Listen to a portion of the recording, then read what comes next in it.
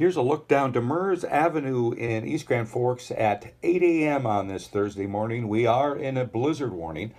Here's the current conditions out at the Grand Forks Airport. Temperature of 30 degrees, wind speed 36, gusts up to 48 miles per hour.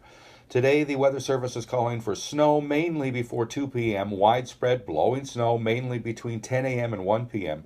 Temperature falling to around 27 by 10 a.m., windy with north wind 33 to 37, gusts as high as 55 miles per hour, chance of precipitation 100%, total daytime snow accumulation of 2 to 4 inches possible, and those winds are expected to continue into tonight.